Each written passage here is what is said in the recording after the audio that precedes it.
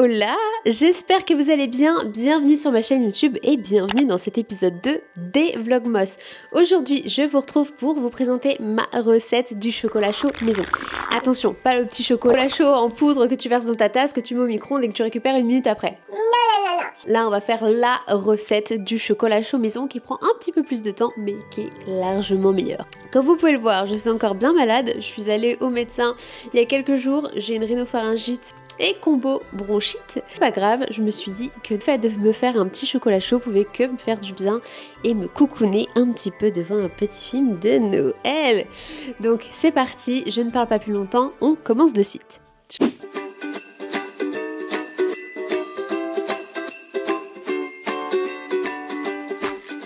Pour réaliser cette recette, on va avoir besoin d'une casserole. Une petite casserole suffira, à moins que vous soyez très nombreux. Du lait entier, on va avoir besoin du sucre, un petit peu de maïzena, une tablette de chocolat pâtissier. On va pas se servir de toute la tablette, mais on va avoir besoin de vrai chocolat. Bien entendu, ça va être l'occasion de sortir votre meilleure tasse de Noël. Celle-ci, elle me plaît bien aussi. J'hésite entre celle-là. J'en ai plusieurs tasses de Noël, j'adore ça. Celle-là ou celle-là. Celle-là est trop chou quand même. Il me semble qu'on a tout et on va prendre mon petit ingrédient secret de la cannelle. Et on est bon. Je vais commencer par allumer ma plaque. Maintenant que j'ai allumé ma petite plaque de cuisson, on va venir y verser le lait.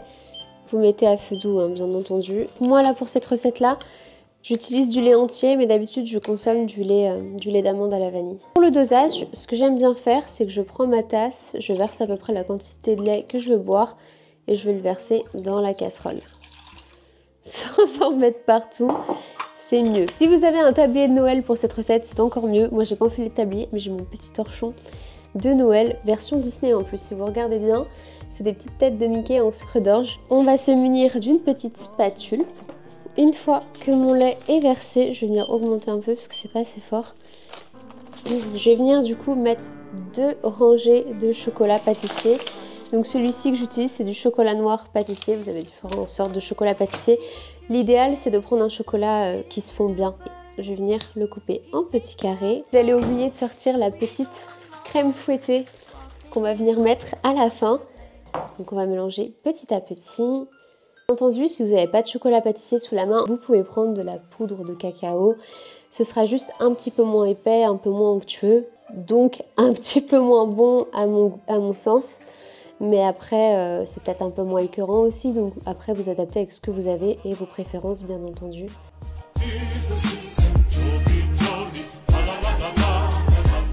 Une fois que le chocolat a bien fondu, on va venir rajouter un petit peu de maïzena. C'est ce qui va vraiment donner cette texture épaisse au chocolat chaud. Pas trop, je vais mettre une cuillère à café, pas plus, histoire de texturer un peu. L'idéal est de continuer à mélanger pendant tout le temps de la préparation jusqu'à obtenir une texture assez épaisse, assez homogène. Ça me paraît pas trop mal.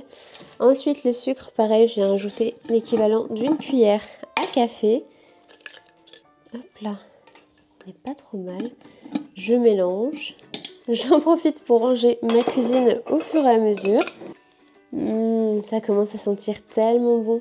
Vous voyez comme la texture est beaucoup plus onctueuse et plus foncée aussi. Le chocolat s'est bien imprégné du lait. Je vais pouvoir le verser dans ma tasse directement. On va éteindre la plaque. Ça, c'est l'étape la plus délicate. Il a l'air bien épais, bien onctueux. Je viens venir secouer ma chantilly. Un petit peu de cannelle au-dessus, c'est plus pour la déco sur la chantilly. Alors j'ai même acheté des paillettes alimentaires. Vous voyez, c'était assez rapide en fait. Je pense que la recette en soi, elle a pris moins de 5 minutes. Petite touche finale, j'ai l'impression que je dis ça pour tous les trucs que je rajoute. Un petit Père Noël mini, donc moi c'est de la marque Kit Kat, ceux-là. Mais je pense que vous pouvez en trouver plusieurs, ça peut être un Kinder Bueno. Et je viens le mettre dans mon chocolat chaud. Sans faire tout déborder. C'est en train de déborder de partout.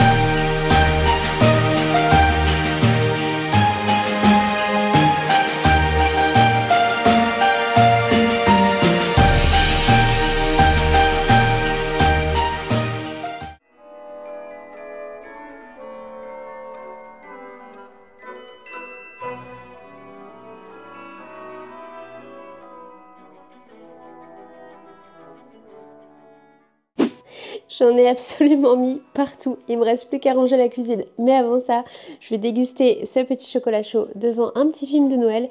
J'espère que cette recette vous aura plu. N'hésitez pas à m'identifier sur Instagram en story si jamais vous réalisez cette recette. N'hésitez pas à me dire ce que vous en pensez aussi en commentaire ou quelle est peut-être votre manière à vous de faire des chocolats chauds. Commente chocolat chaud si tu as vu cette vidéo jusqu'à la fin. Et je te donne rendez-vous demain pour l'épisode 3 des Vlogmas. À très vite. Ciao, ciao.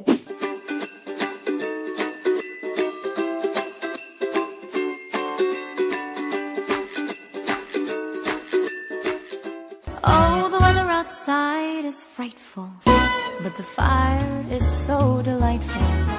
And since we've no place to go, let it snow, let it snow, let it snow.